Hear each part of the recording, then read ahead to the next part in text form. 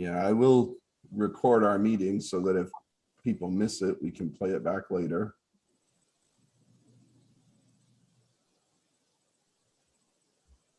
Bob McLaughlin. People are trickling in. We'll give them a few more minutes. Hi, Bob.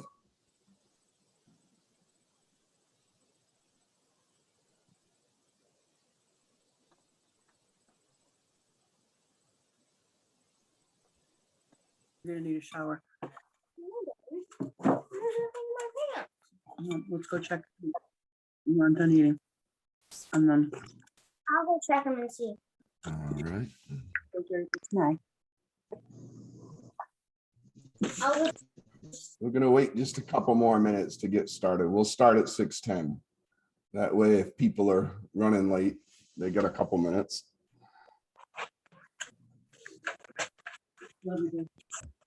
Love you too.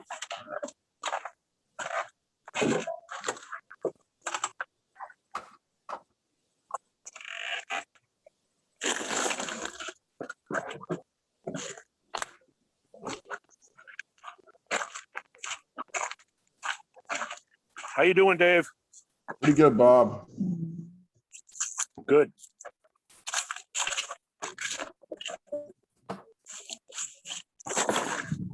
I had to hunt down your Zoom room because I hadn't sent you a message. Oh, I did put it on the pastor's Facebook page. Oh, okay. Where Well, did you go I just to? went to your church website. Ah.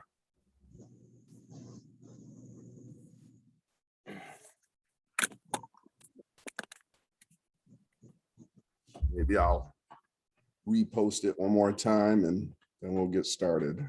Yeah, well, I kind of did it last minute. I had a bunch of stuff going on, so. Well, there were several people that registered that haven't joined us yet, so.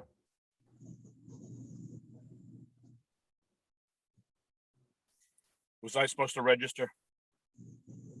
No, but I wanted just some idea of who was gonna join us, so I made registration available. Oh, good. Nathan Couch was going to try to get on too, I know, so.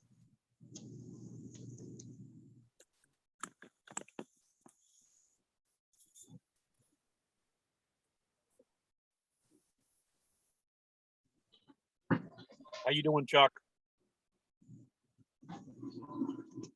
Chuck's having a little trouble with his microphone. That's all right, as long as he can listen, right? Yeah.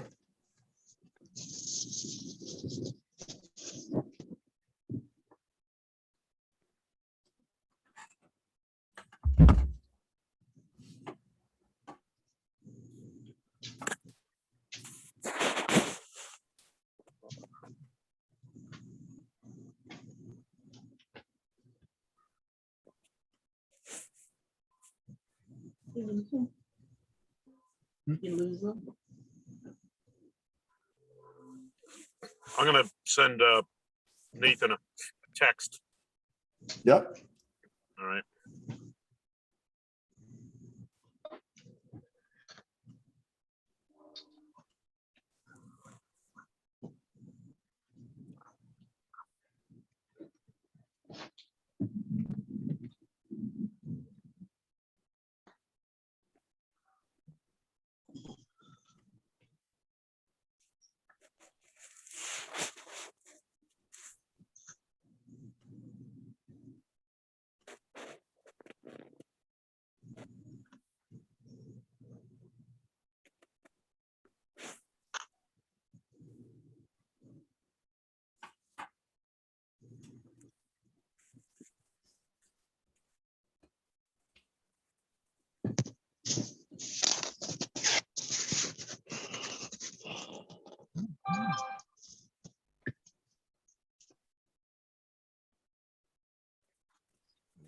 All right.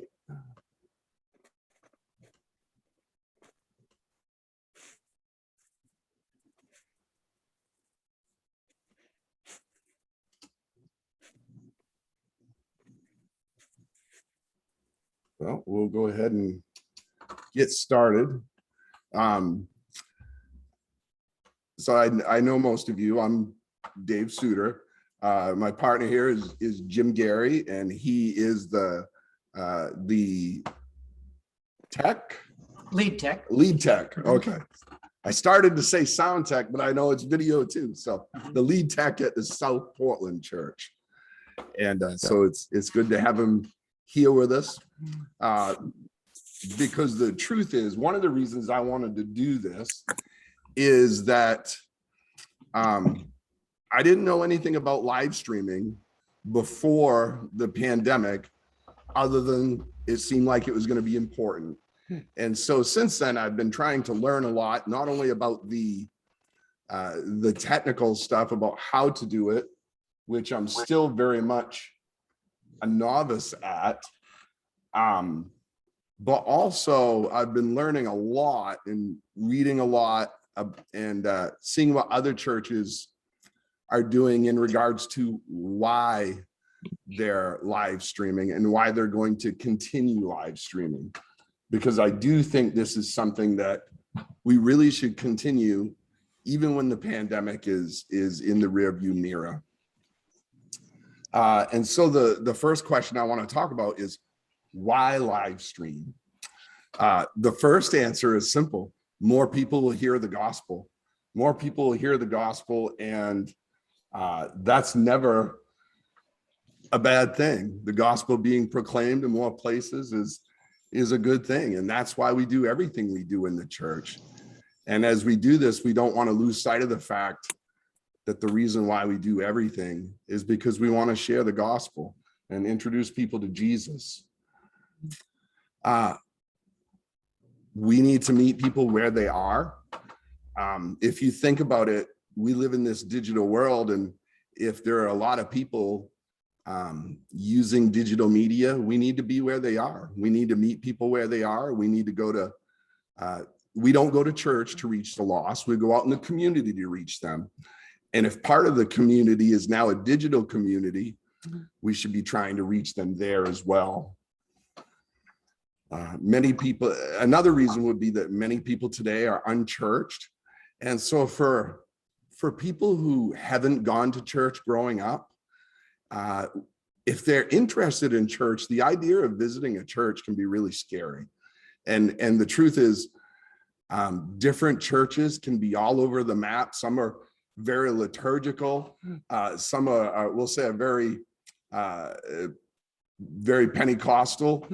And people get nervous about what they will experience when they go to visit your church. And so if you can give them a chance to observe your service online, it can really help motivate them to be comfortable coming. They'll know what they're in for a little bit. Maybe perhaps one of the things we need to be careful of is you want to make sure that what you present is something that people would want to come and be a part of, because you'll be presenting yourself, warts and all, we'll say. And so you want to put your best foot forward when you're streaming. The world has changed around us. We all live in this hybrid world. It's both physical and digital. It's interesting that at Walmart, you can go in the store, but you can also go online, and then you can order online and pick things up in the store, or you can order online and have somebody bring it out to your car at the store. And you see Amazon now. I saw in the news, Amazon's opening up brick and mortar stores, because the world is increasingly this combination of both physical and digital. And society is changing that way. People shop online, they watch online, they play online, and they socialize online. And so again, we want to be part of where they are. Even Dunkin' Donuts now. I know I have friends that will order Dunkin' Donuts from their vehicle before they start driving. And then they'll drive a few minutes down the road and pull in the drive-through, and their order's all ready for them because they ordered it on their phone before they left. And people are just going to get more and more used to this hybrid digital and physical world. And so for the church, if we're going to reach them and be a part of that world, live streaming is important, but we might want to remember that it's one part of our digital strategy, we'll say. People are also on Twitter and Facebook and Instagram and other things that I'm not even familiar with yet. But live streaming can be a key part of your strategy of how to reach out to people in the digital part of this hybrid world we're living in.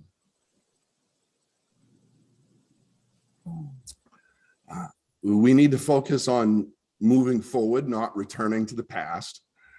It's really easy to look at the changes in our society and say, I don't like the changes that are taking place, and I want things to go back to the way they used to be. But the truth is, when the world changes, when society changes, if we look at history, it tends to never go back. We talk about the good old days, but the good old days don't come around again. And our mission as the church hasn't changed since Jesus ascended into heaven. Our job is to make disciples, not in the world as it used to be, not even in the world as it will be a year from now. Our job is to make disciples in the world God has us in right now. And so if the world right now is this mixture of digital and physical, we need to make sure that we're pursuing our great commission to make disciples in all the means that we can. We can't make disciples in the world as it used to be. We must make disciples in the world as it is. One of the dangers I might point out to trying to do live streaming is we want to be careful that we're not trying to be Netflix. It would be very easy to just focus on putting out Christian content. And if you look at Netflix, that's what they do. They just put out more content and more content and more content. But we want to move beyond just programming. We do want to connect with people. We want to build relationships with people. And that takes a little bit more than just getting the content out there. What we really need to do is use the digital to woo people eventually into a face-to-face relationship. Or they may not change. If we want people to be changed by the gospel, we got to build relationships with them. And there are two different things that are going to happen when we're live streaming and using that as a part of our digital outreach. You'll meet some people who live close enough to you that as you build a relationship with them, the goal may be to get them to come and physically visit your church or go have coffee with you, or to build that digital relationship towards meeting them in person. Now you will meet other people along the way who perhaps are watching your live stream from another town, another state, another country. And those are great relationships as well. And maybe they won't ever become face-to-face, but they're still relationships, and you can talk with them through whatever digital communication you have with them. And you can still, to a certain extent, disciple them and point them towards a local church. And you can have a relationship with somebody that would still be valuable, and you can still share the gospel, and you can still help lead people to Jesus and lead them down a path. And so we want to use what we can. And yeah, we'd love to woo them into a physical relationship with the church, but to a certain extent, we try to be all things to all people, so that by all means, some might be saved. Some of the feedback or some of the things I think scare people about live streaming is we're afraid people will get used to watching it online and they won't come to your church anymore. and I get some of that concern, but I might point out that live streaming is not meant to be a substitute for in-person worship. If people prefer your online service to your in-person service, either they're very introverted, and there's nothing wrong with that, but they're either introverted or you may be doing your in-person service wrong. There may be changes that you need to make in your in-person service if people would prefer to watch it rather than be there live and be a part of it. If you look at the music industry, during the pandemic, there are a lot of bands who've tried to do live concerts online, and they get pretty mixed results because maybe you'd like to see your favorite band perform live online, but it's not going to be anything like being there in person. And even more so when you're talking about the church and we hope our services are filled with the Holy Spirit and making a difference, and that the people present physically will benefit from that. And so I would just say it shouldn't be a contest. If people are able to get to your building and you're doing things well, you should be able to woo them from just participating digitally towards being part of your congregation physically. The one struggle we're having, obviously, for the last couple of years is we are still dealing with the pandemic, and there's a whole nother side to why people may not want to be there in person. I know one of the conversations that I find myself having over and over again with live streaming and Zoom and all these digital communications is I keep finding myself telling people, if you can't do the best thing, then you have to find out what the next best thing is. And to me, that's the whole lesson of the pandemic is we haven't been able to do what's best all the time. So we've learned to do what's the next best thing. And live streaming is a big part of that. And it's something that I do believe should continue because that's the world we live in. And so once we establish that live streaming is important and we want to continue live streaming or start live streaming, the question is, where do I start? And I don't know how much experience some of you have with live streaming.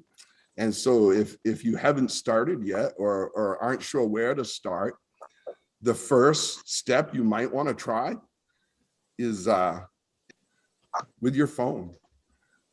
When I very first started live streaming, I used my phone. I happen to have an iPhone, but you can use an Android phone just as well.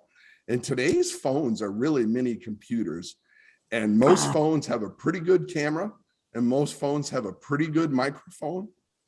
And it's a great place to start. So I started using my phone. I went on Amazon and I bought a $17 tripod that would hold my phone so I'd have a steady picture that wouldn't shake. As I was using that, the one thing I ran into was I wanted to set the phone and with its camera a little further away from where I was standing, but I still wanted the microphone to pick me up good. So I bought a $15 microphone that plugs into my phone. And I bought that on Amazon as well. And it was a very inexpensive way to begin. A cheap tripod, a cheap microphone, and my phone. And that worked well. And so that's a good place to begin if you haven't started yet, is use what you already have, make small additions to improve and learn as you go along. Eventually we got to a point where we wanted to step forward a little bit and do a little bit more. And so for us in our small church context, we didn't have a lot of people with a lot of technical know-how. So we bought what's called a Mevo Start. And it's a pretty good camera, and a pretty good microphone all in one. And it's capable of live streaming right from the camera. You don't really need to connect it with a computer or anything like that. It has a rechargeable battery.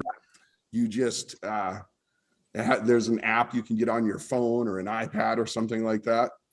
And you can run the camera, zoom in, zoom out right from the app on your phone.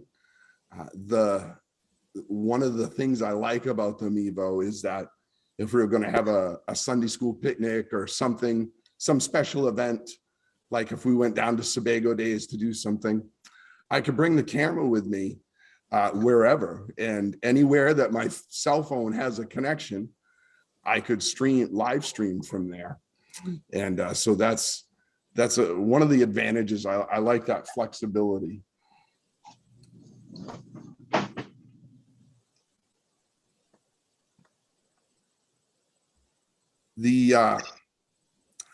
To move on from there, you start getting into a little bit more technical things that take a little bit more knowledge. You can buy cameras. You can use a camera, a webcam, a laptop. You can buy something called a Stream Deck that would allow you to use multiple cameras and switch views and pictures really quickly. And if you're going to go that route and use a webcam and a computer, you'd need to use some software called OBS. And OBS at first might seem a little intimidating because there's a lot of things you can do with it, but to learn the basics of what you need to do, it's fairly easy. And the best part about OBS is it's free. It's free software that you can download on a PC or a Mac. And with a webcam, you could start live streaming right there.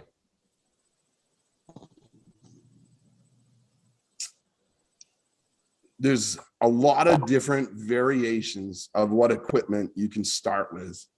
And the important thing is simply to start where you can. Start with what makes sense to you.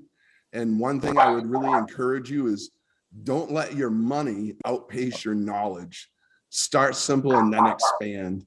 And what I mean is simply don't spend a lot of money on equipment that nobody in your church knows how to use. Start small and work your way up and learn as you go along. You just don't want to get into a situation where you've spent a lot of money and things are so complicated you don't know what to do. So start where you can and advance as your people and your church's skill set advances. Some of the things that you need to consider are, and perhaps this was my biggest problem with live streaming, the thing that caused me the most headaches was it took me a long time to figure out I wasn't having as many technology problems as I thought I was. Most of our problems were a result of a slow internet connection. And so you want to make sure you have a strong internet connection wherever you're live streaming. If you're using your phone, then you just want to make sure you have a strong cell phone signal. But if you're using any other devices, you're going to need a good internet connection. And there's several things that can affect your internet speed. The first thing you want to consider is what type of internet connection do you have? There are fiber optic or cable connections, like for instance, Spectrum. And then there are DSL connections, which run through your phone line. And generally, the cable or the fiber optic one is a little faster than the DSL. And you want to make sure you have the best, not necessarily the top plan, but you want to make sure you have a good signal.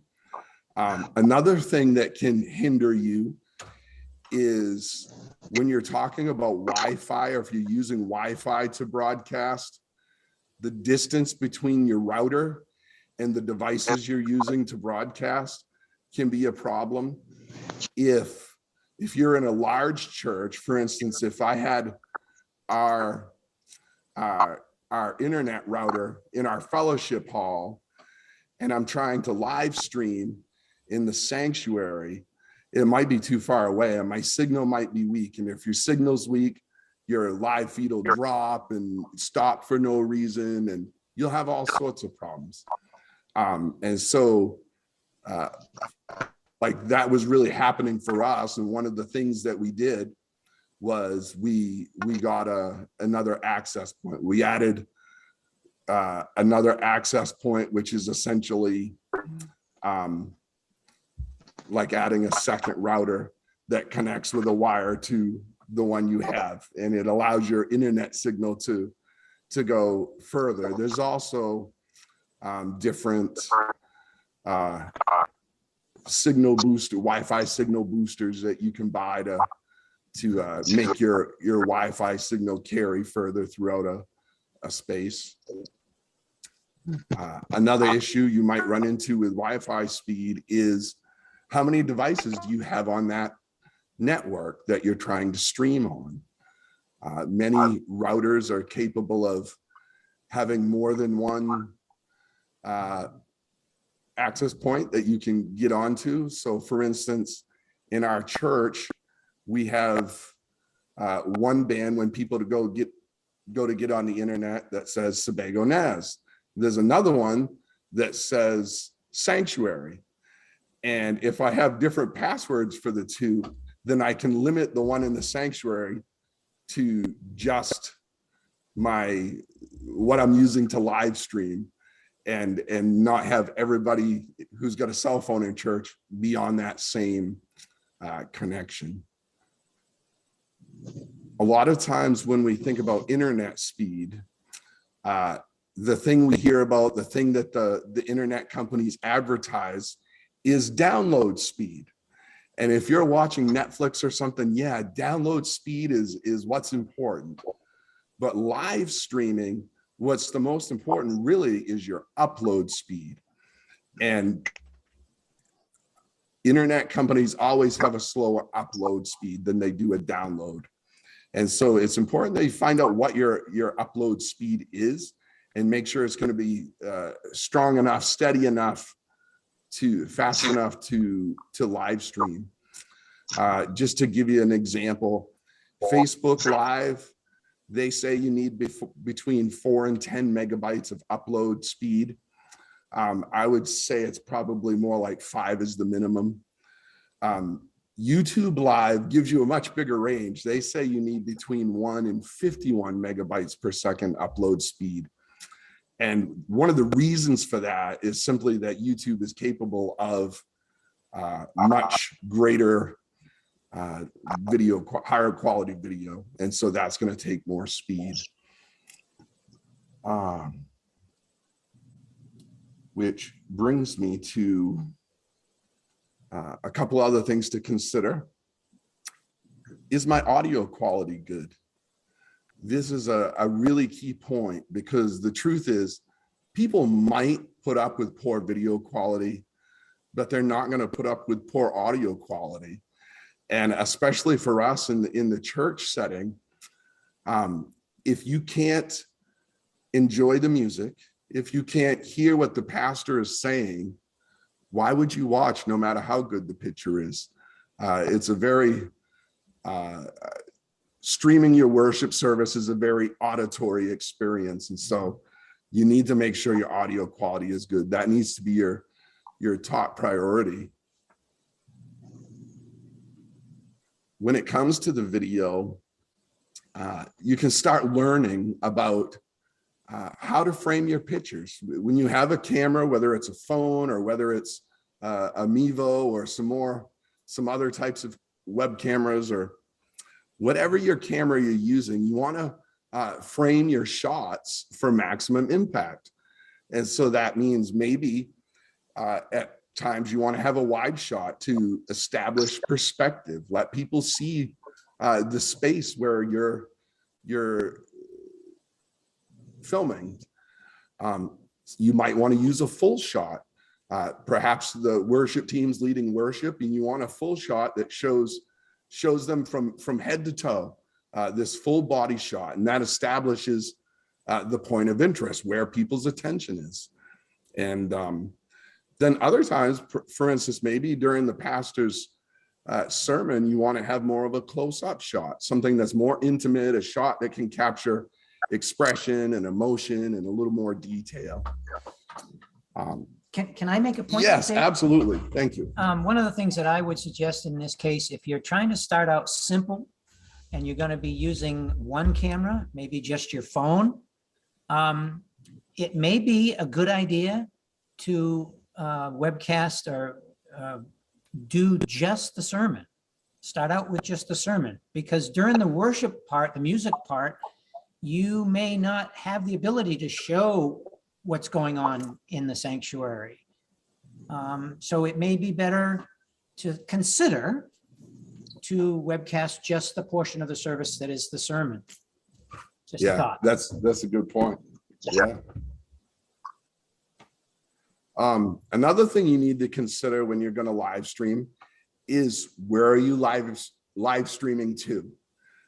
There's multiple choices, but the two major ones that most people would use is either YouTube or Facebook. And Jim and I were talking about this today. They both have some advantages and some disadvantages. And in a lot of ways, YouTube can be better, but part of it depends on your local context and what you think is going to connect with the people you're trying to reach the easiest, we'll say. Some of the advantages of Facebook would be almost everybody has it. And so it may be easier to share with your targeted audience. When the pandemic first started, the first people I was thinking of was the people that are regular attenders. And I already knew most of them were on Facebook. And so that's why we chose to live stream to Facebook. The disadvantage to Facebook is when people go online and they search for a video, you can't really search for a specific video that's posted on Facebook. It won't necessarily come up in a search engine like Google. The advantage to YouTube is it's much easier to search and locate a video, and YouTube is actually owned by Google. So it works well with Google's search engine. YouTube is also capable of higher video resolution. The disadvantage to, or at least to me, the disadvantage to YouTube is it's not on Facebook, and Facebook may be a big part of your broader social media plan. And the other part would be YouTube tends to be more sensitive to copyright issues. And I've talked with different pastors who are live streaming, and one of the problems that people run into is videos getting flagged for copyright issues. And maybe they get taken down, maybe they get an email warning them, or maybe parts of the video are muted because of a copyright problem. And that's an important thing to consider. If you're going to live stream, you need to get a copyright license, unless you're only doing the sermon. And they're not super expensive. In fact, they're based on your actual attendance. And so I've got an example here of two different live streaming plans. The first one is $72 a year, and that covers some pretty basic stuff. You could live stream your service. You could do it on multiple platforms. You can display lyrics on the screen.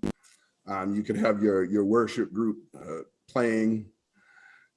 Then they have a more expensive plan that starts at $143 a year.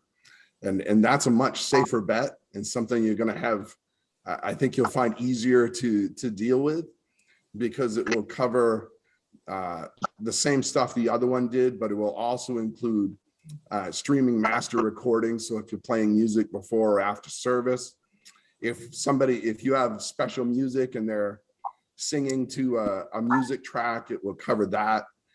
And it's more coverage, and to me, it's worth it. And one of the key things you need to do is when you have your license, you'll have a license number, and in all your video descriptions, include your license number, and you're less likely to have as many copyright issues flagged from YouTube or Facebook. I've been doing that and had really good luck. I've only had, well, since I've been doing this, I've only had one instance of something getting flagged, and I just told them that I did indeed have a license, and in that particular case, the music I was using, I did have permission to use, and so I shared that with them.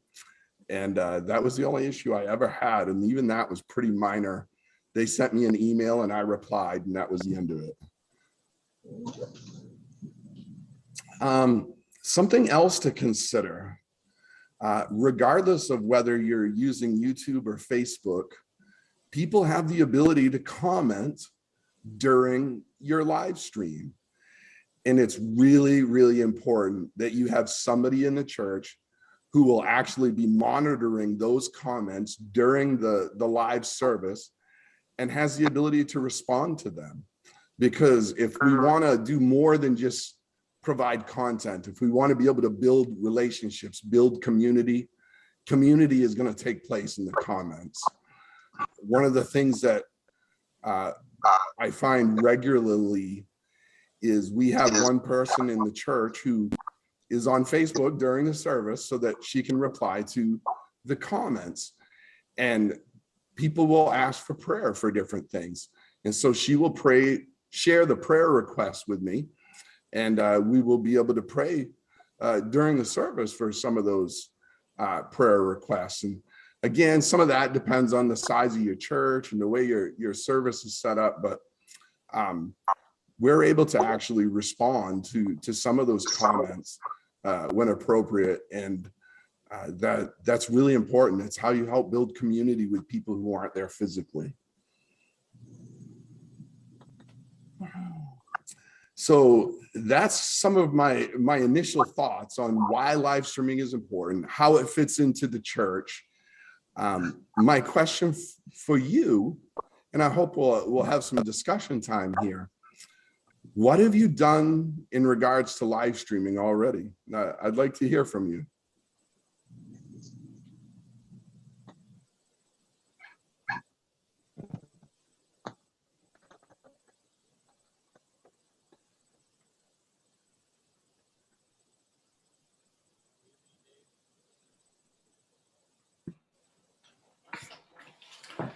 So Dave, we've been live streaming. We actually started before the pandemic, but we haven't Yep. really. What I like about what you do is with the Zooming. I think there's a lot more community with that, and that's one of the reasons I wanted to get on this. I've already learned quite a bit, but yeah, and how you go about that, getting people. You were pretty proactive about that, getting people on the Zoom. Yeah, one of the advantages that we had was before the pandemic was ever thought of, we had run into a problem where our church has some older people. We're a bit of a rural church in that we have people who drive on some roads that aren't always great during the winter, and they're getting older and maybe don't like to drive at night as much. And so during the winter, our Wednesday night Bible study would get put on hold. And so before a few years ago, I heard about Zoom and learned a little about it. And I said, well, rather than cancel Bible study during the winter, why don't we sign up for Zoom? It's like $14 and something a month. And if we're going to be essentially doing a small group there, that those funds can come out of our church's Sunday school budget. And I went and visited the people in my church who maybe weren't as familiar with technology. Most of them did already have a computer or an iPad or something they could use for Zoom. And so I went and visited people and kind of talked with them and give them a little training on how to use Zoom. I made the Zoom link easy to find by putting it on our church website. And we started using Zoom a couple of years before the pandemic. And so when the pandemic very first started, before I started live streaming, we were just using Zoom because we already knew how to use it, or at least our core group of church people knew how to use it already. So we started using Zoom, and it absolutely is great for a Bible study or a prayer meeting, because you're actually seeing each other, you're interacting each other in real time, and it's great. To actually do a church service that way is pretty awkward. For example, if you want to include the music, if we were to try to sing together right now on Zoom, everybody's speed is slightly off, and so you would have delay, and the singing is really difficult because everybody would be out of time. We have one person that joins us for Bible study, and there is a 7-second delay in their video feed compared to the rest of us. And so we have to be careful not to interrupt that person, because when they start to speak, we won't actually hear them for 7 seconds.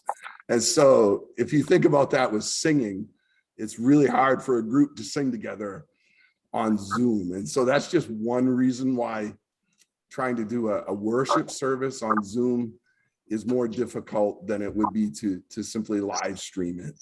Not to mention, if you want to try to connect with people you're not already connecting with, that's another reason why live streaming on Facebook or YouTube, it allows you to try to reach people that you haven't met yet. I know since we've fallen into a pattern here where over the course of a couple of weeks, for at least 40 people will watch our live stream video, either live or within 2 weeks afterwards. And that's more people than we were having here on a Sunday morning before the pandemic. So we're definitely increasing the amount of people we're sharing the gospel with, even if it's a little bit harder to track.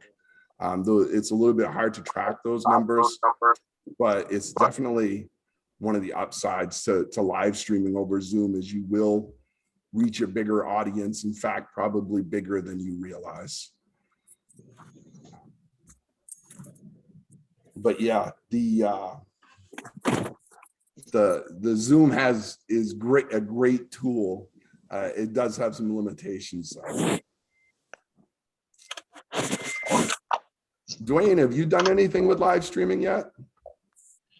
I'm not actually doing the live streaming. Another guy in our church is, and I think he's doing a really good job. But when I see it at home, I have trouble picking the volume of my tab. I know some of the comments like that. Yeah.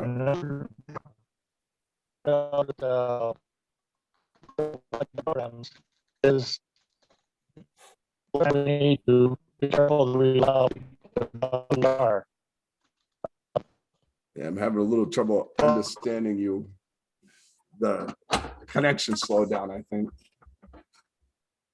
That you watch a TV program, you'll see they have credits to begin with to tell you what the program is and who is there. And for churches, we need to allow them to know how to get in touch with us, and possibly and then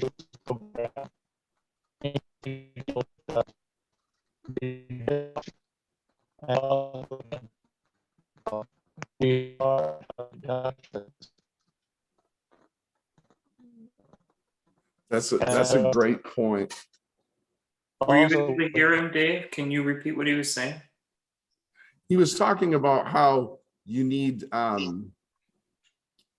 TV shows will have credits before and after, and we can do something similar to make sure people know how to get in contact with us. Because again, we want to build connections that go beyond just watching like a TV show.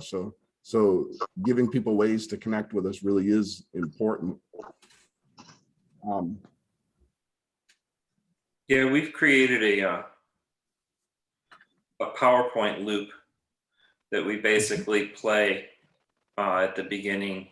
Do we put it up at the end of the service too? No, it No. usually just ends after a goodbye. Yeah, Right. so we usually end the service. I guess we don't put it up at the end, but we put it up at the beginning. And it has like our service time, contact info, and it has like current events, upcoming events, and things like that. Yeah. Hey, Christian, how's your system going? Oh, it's going really good. Thanks. Good. It was tough getting it started, but we got it. Good to hear. Thank you. The quality of their sound.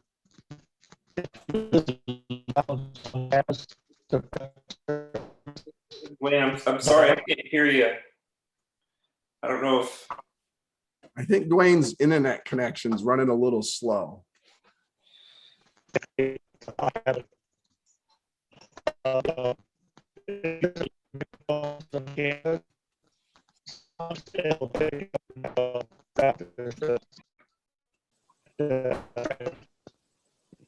we can't really hear you, Dwayne. Sorry about that.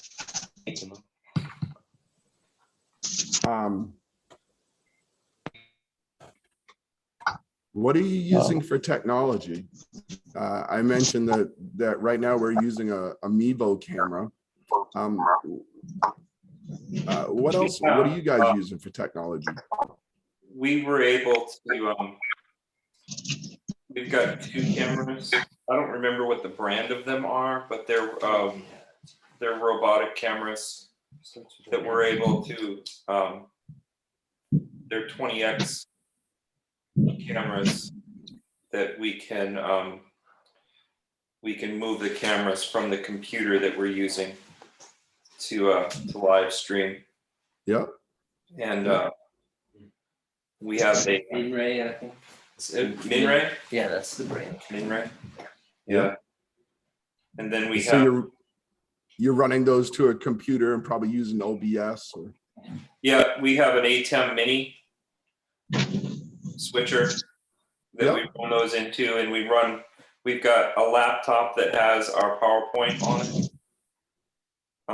for our worship, and that all gets kind of fed into the switcher, the ATEM mini, and then that goes to a computer that has OBS on it. Yeah, great. And then we are live streaming to our church's Facebook group, Yes. which was a question that, it's something that we've been thinking about.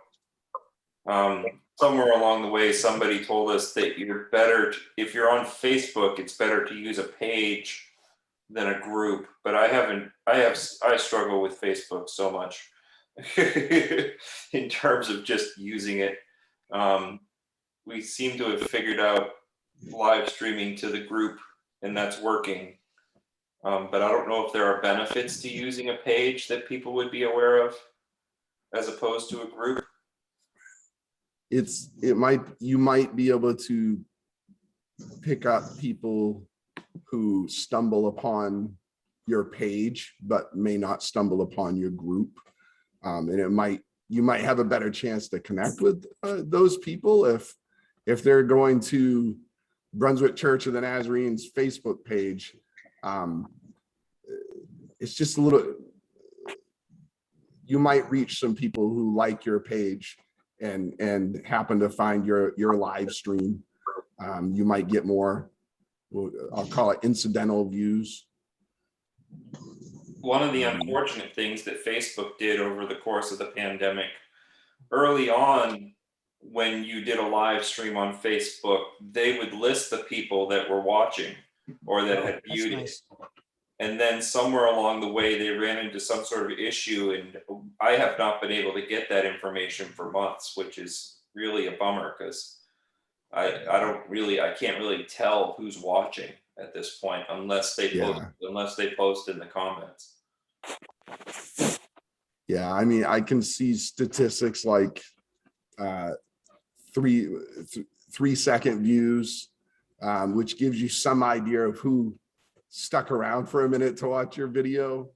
I think there's a way to find statistics on, I think it's 1 minute views, but you can just going by that, I think you can get a little idea of if you're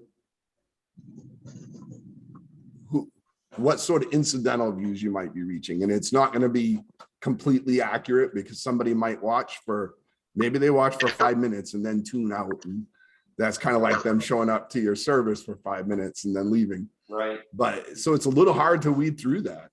Yeah.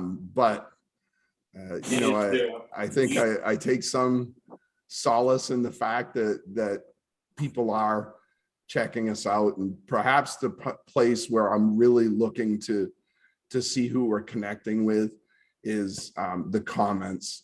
If people are on our church Facebook page and they're commenting on our video as it's going live, then I know they're actually interacting with us.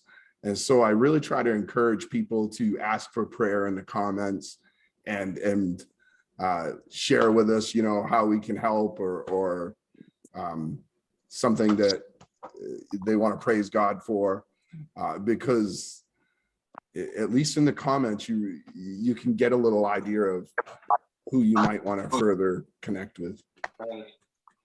Like one of the things I've seen is we had a gentleman who stopped going to church here a few years ago, and he's been watching us regularly, our live stream, and I've been reconnecting with him, and I know he's there because he's asking for prayer in the comments, and so I've been able to have some phone calls with him and start rebuilding that relationship. So again, I like the comments the more people I can get to make comments, the more I know we're connecting with somebody. Right. The other thing good about using a page is that you can boost things if you also want to on the they'll like send it into your area that you're in. So you people are on Facebook, so you can get a lot more views on it. And like you say, some of them, they're going to go on for 2 seconds, whatever. But when you do it on a page, you can do that. If you do it just on your own account, then you can't get that. So that's another advantage to using a page. And is it possible do you know if it's possible to live stream to both the group and the page at the same time? I believe so. Well, you could share it. You can share it to your page, or you can share it to, I just do it for my own account, and then people in the church will send it to the church page. But Okay. Cool. yeah, so you can do you can do both. All right. You just need somebody to share it, from my understanding. So yeah, I know there are advantages to YouTube, and right now, if I had to sum it up, the reason we're using Facebook is because I'm trying to use it as part of a broader digital outreach plan. But that being said, every Sunday afternoon, I edit the video that was on Facebook down to just the sermon, and then I post that on YouTube. And so it's YouTube, we're not doing live, we're doing Facebook Live, and then it makes its way to YouTube in the afternoon. And so we're trying to use both. There are ways to broadcast to YouTube and Facebook at the same time, but you need some type of a you need a paid account with something like Yeah, like Vimeo, or I think it's Caster or Recaster or something like that. There's ways to have a paid account with a company that will share your video to multiple sources. And we haven't chosen to do that, but we have the technology to do that. My Mevo camera would share to both Facebook and YouTube at the same time, but we just haven't wanted to set up the paid account with the middleman to make it go to both places. So, but it's possible. Another thing that I learned, you can use, the hashtag will bring up your videos for, like I'll put the hashtags mechanic falls or whatever I might be preaching on, revival or whatever. So sometimes those will help also to bring people to your site, to your stuff. So, and it doesn't cost anything. Simple hashtag, and you may get 1 or 2 more views. You may get more than that. Just if it's something very popular at that time, you could get people, coming in from all over the place. So Where do you put the hashtag? I just put it in like in my comments, or not in my comments, or you can put it in your comments, like right at your description of your whatever. Okay. Right at the beginning, you can put a ton of them in there. It Yeah. probably, I haven't copied and pasted them, but you could probably copy and paste them, so that you have it on there. Actually, who was sharing that with me was one of the Calhoun kids, Andrew, came over and he was helping me out with a couple of things. Yeah. And gave me some ideas. One thing about equipment, I use my phone all the time, so I'm not big on equipment just because I try to get some equipment from Amazon, and I went for the cheap stuff, and you really gotta for Amazon, don't go for the cheap stuff. Go for something that somebody else recommends. I was just trying to do it for as cheap as I could, and I got the cheapest. So Yeah. most of the things I don't even use now. So either the equipment broke down, or if you're gonna do that, make sure you get the guarantee on it or whatever. But I recommend going with what somebody else recommends. I didn't do that, so save you a few bucks. Yeah. Well, and that's why I didn't share a lot of different equipment specifics other than a cheap tripod and a camera microphone, because you're absolutely right that a lot of the inexpensive stuff is really low quality, and if you probably want advice on what to get that will be a good balance of affordable but yet quality. Right. Can you hear me better now? Yes. Yeah.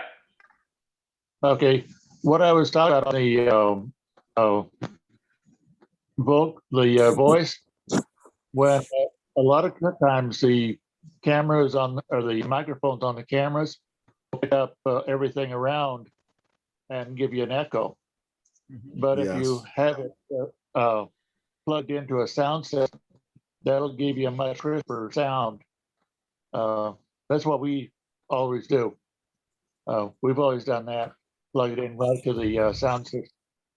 You're absolutely right. And like Dave was saying earlier, sound is the most critical portion of your signal. If you don't have good sound, people are going to turn you off. If they don't turn you off physically, they're going to turn you off. They just won't be listening. So if it cuts in and out, I hate to use Dwayne as an example, but when his microphone was cutting in and out, we weren't able to get the information.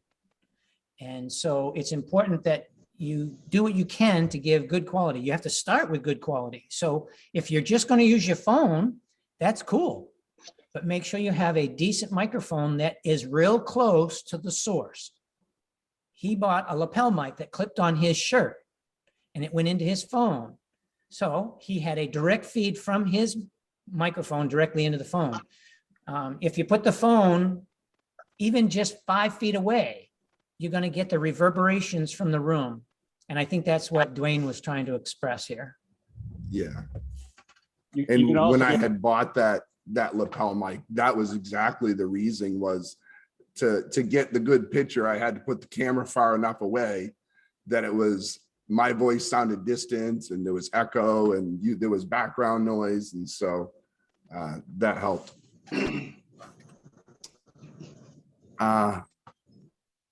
Yeah, and as he was saying about the audio, I was thinking there's a scripture that says faith comes by hearing, and we want people to hear the gospel.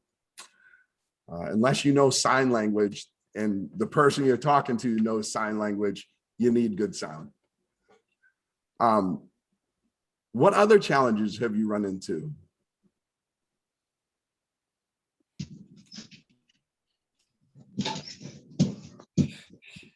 One of the things that we're actually kind of working on right now, and I'm hoping that we're working towards a good solution.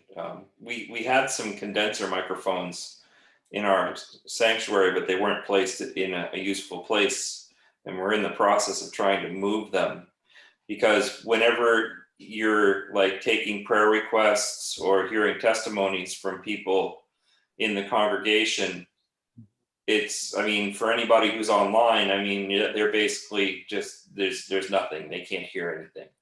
And so you have to kind of, I try to be mindful, and I'm not 100% about this, but like if someone is offering a testimony or a prayer request, I try to repeat it so that I know that the people who are online That's are what you can do. hear it. I'm not 100% about that, like I say, but I try.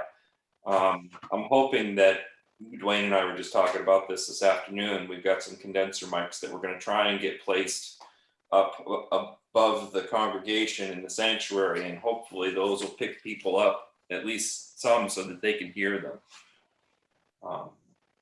Any thoughts on doing that? What we used to do in situations where they were live, let me just turn this down for a second. It's we're listening through an earbud and it's got about a 2-second delay. Anyway, we used to use a shotgun microphone, and we had a shotgun microphone operator. You can use a condenser mic, and somebody in the room would want to be just basically pointing it towards the person that's speaking. If you don't have that luxury, you may want to have the condenser mics near the front and aimed towards your people. I was not able to pick up sounds in our large sanctuary because our microphones weren't located where I needed them. I had to run some lines and put the mics in the front and aim them towards the back of the sanctuary, and that certainly helped. We don't get a lot of testimonies. Usually when we have testimony, if somebody stands up, we quickly get somebody on the platform to grab our spare mic and go to them with the microphone. They may not want to have you put a mic in their face, but they've got to realize, just say to them, the people online are not going to hear you if you don't speak into a mic, and then hand it to them. I do pretty much what you're We've doing, had, Chris. I try to repeat for instance, if somebody's sharing a prayer request, I'll try to repeat the gist of it so that the people listening online can hear.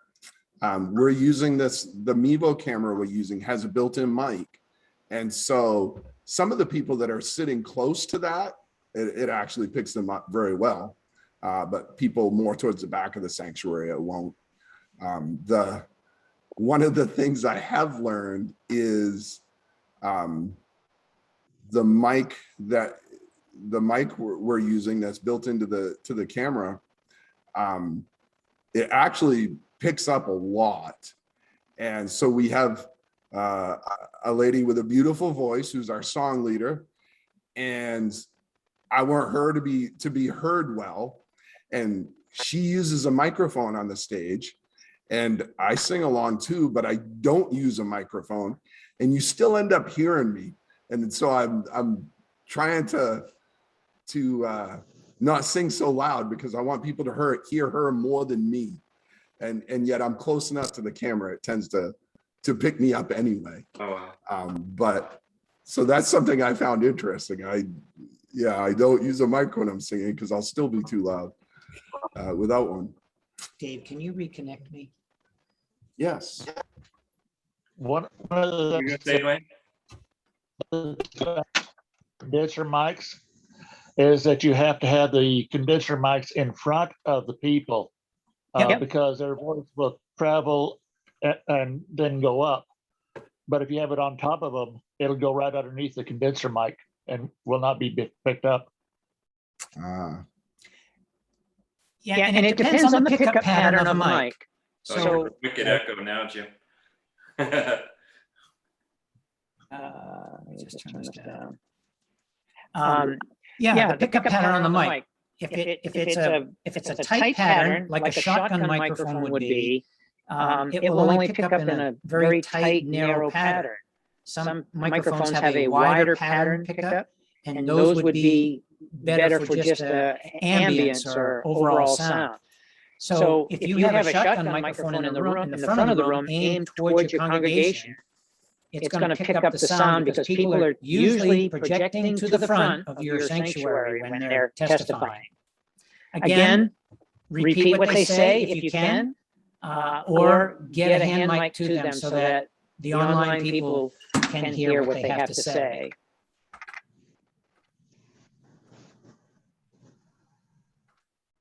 all right. How about what other challenges are you running into?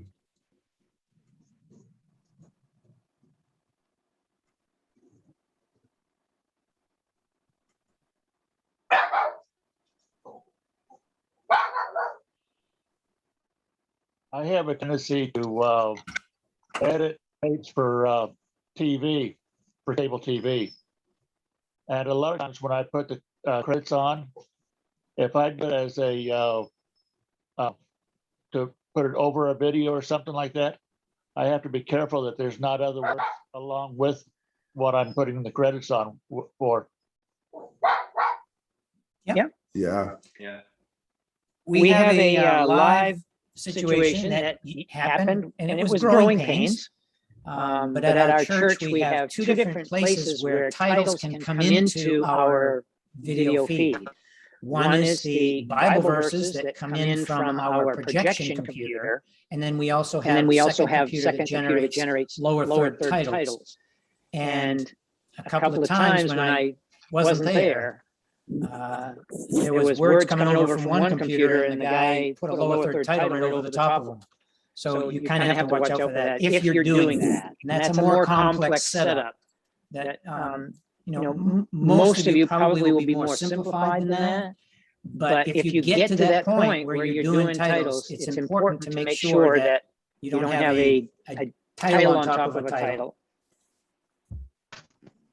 Or if you're using titles and you're using PowerPoint in the background, you might want to create your PowerPoint with a void area so that you can put titles in.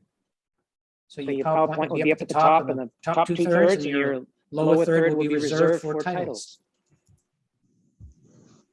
When I was running video, I would have something like a picture in a picture where I'd have the platform or the video on the words. And then I would have another small picture of the leader. Oh, I've lost this. Oh, So- hold on a second. We lost you. That would It's our be a way problem. We lost our connection on the one we're using. And it's the second time it's dropped out on me. Let me try this again. And I'll We can still see you guys. connect without video. You just have to accept me, and then it'll come on. Okay, we should be able to hear you now.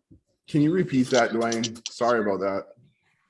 When I was running the video, I would put the camera on the screen that had the words on there, and then I would take another camera and I would have a close-up of the individual, and then I would superimpose it at an area of the screen that did not have the words, so you can see the song leader plus the words. Yeah.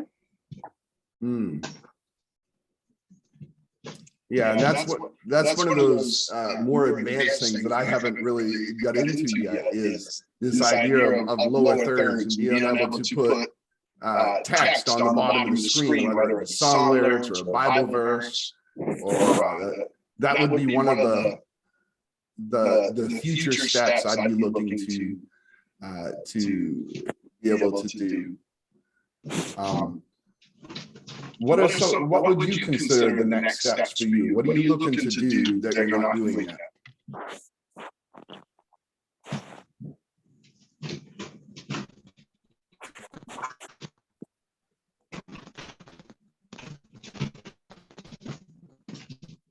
Well,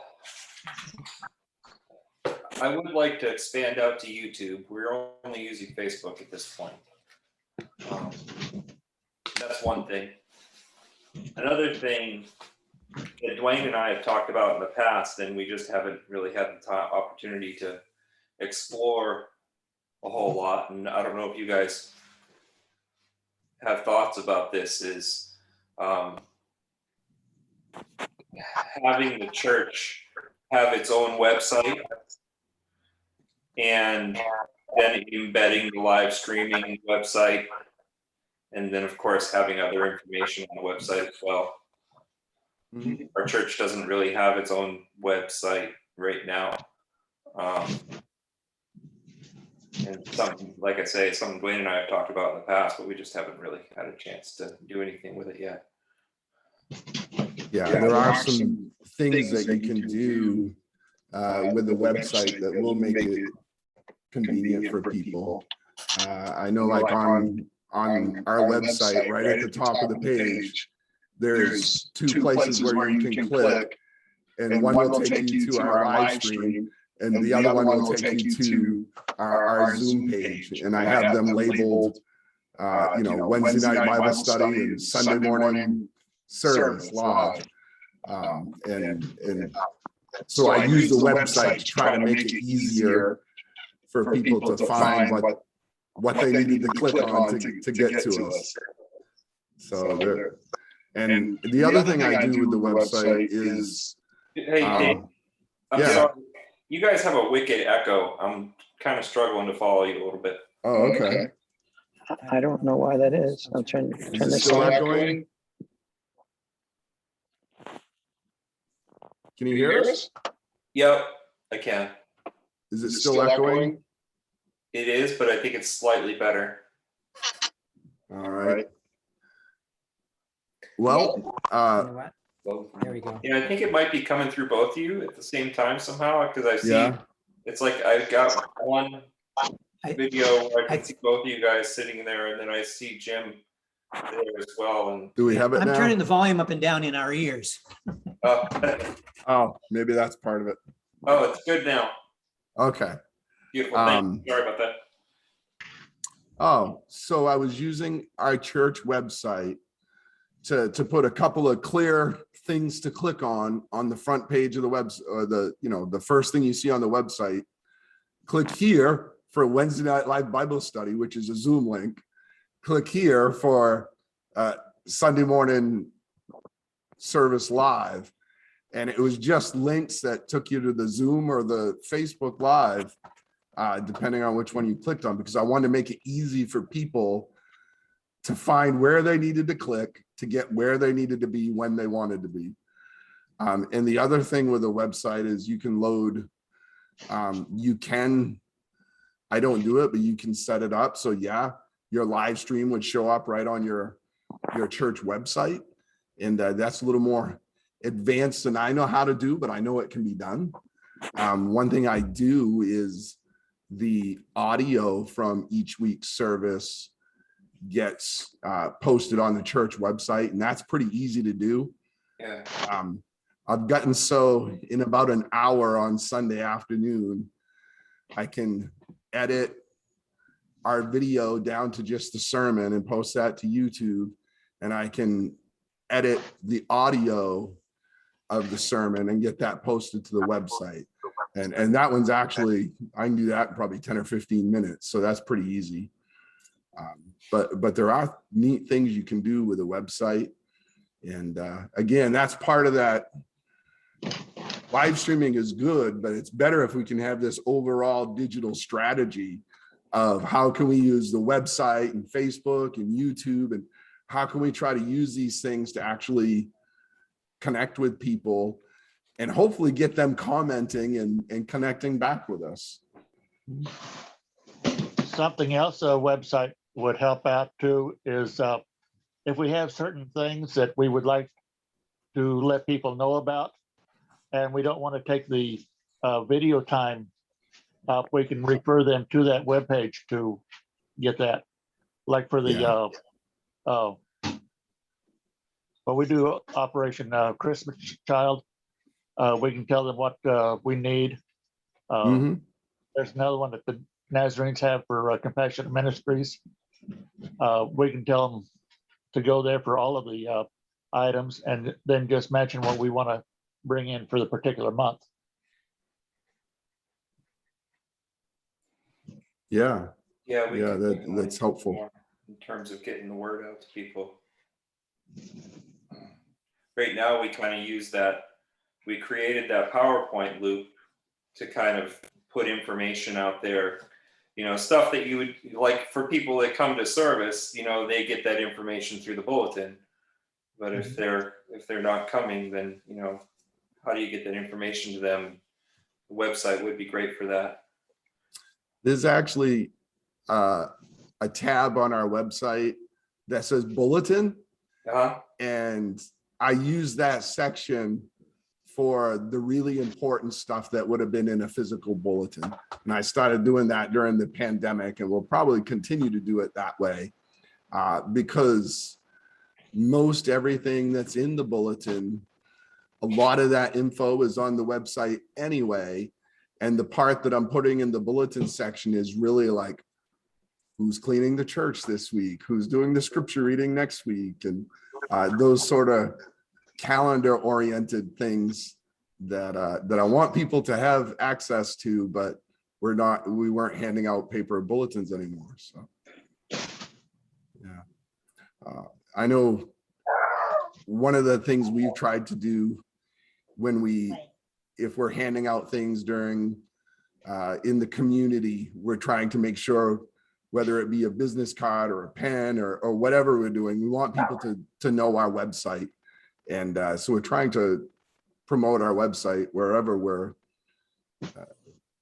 sharing about our church. And I know, and I knew that. So like for me, Sebago Church of the Nazarene is a long name. And so our website is simply www.sebagonaz.com. And I just shortened it because I wanted to give something people might remember, Sebago Naz. And that's all they need to remember to find our website. So, do you guys use SOPO? What's your website? Do you know? It's South Portland Naz. Okay. Yeah. On YouTube anyway. Yeah. Well, that brings us to next week. Jim is going to get into a lot more detail about the technical side of things, and he'll be in South Portland and sharing with you about their setup and different things they're doing. Next week won't be on Zoom. It will be on South Portland's YouTube page. That's the page, right? Yeah. Correct. And so that's on the screen right now. I'll also make sure I post that on the pastor's Facebook page, or you can contact me if you forget, but it's on the South Portland Naz YouTube page, and that will be a live stream. And so that's kind of fitting that he'll be live streaming his presentation about live streaming. Awesome. So it won't be as easy to communicate like we're doing right here on Zoom. Basically, you'll be watching the live stream. We're going to go through some technical things that we are able to do. It's an advanced setup, but as far as questions, you can chat on YouTube. So you'll present your questions to us via chat, and then we will take those questions. Somebody will be writing down the questions or keeping track of the questions. And then when we get to the Q&A part of it at the end, hopefully we'll have the questions listed out so we can answer your questions during that 2-hour break, 2-hour program. Community is in the comments. And so, yeah, we'll get the questions that way. Other questions or things that are on your mind that we haven't talked about or you haven't asked yet?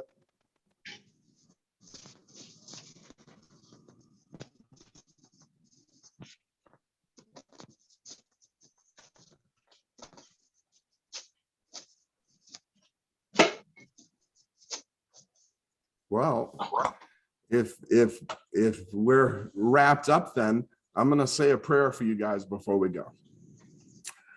Lord God, I thank you so much for this opportunity to chat with my brothers, Lord. Lord, I pray that you would bless our efforts to share the hope we have in you. I pray that you would help us to navigate the technology, which sometimes is such an amazing gift from you, and yet other times can be so frustrating to us in the moment. Give us wisdom, give us guidance, and take our offerings and use them to change people's lives. We pray this in Jesus' name. Amen. And I would like to share just one thing. I work out of town. I work up in Bangor, and our webcast has been a blessing to me because I've been able to stay connected when I'm away. So that's another thing that people can use this for. Plus, I watched this past Sunday's webcast, and a lady from our church who has been there just about as long as I have, she gave her testimony at the end. And I was so moved by it that I shared it with a friend who lives up there. And he was immediately connected to her with, what she had to say. He experienced a lot of the same things. And so you can take these recordings and use them after the fact, because I had it on my phone and I was talking with him and he was saying something about very similar situations that this lady's name is Bonnie, some of the things that Bonnie had gone through. And so I said, hey, can I share this with you? And I pulled out my phone and I scanned through to the end of the service and I played just a portion of that for him off from YouTube. So there's a lot of ways where you can utilize this, not just during the live environment. Yeah, absolutely. Absolutely. Well, all right. Good night, guys. Email me if you have questions. In the comments, I've shared the PowerPoint present, or actually it's I made it on a Mac. So if you can't get the slideshow to work for you, email me, davidsuter@gmail.com, and I can send you a converted version that will work on your PC. So just let me know if you need that. All right. Good night, guys. Thank you. Good night. Good night. Good night.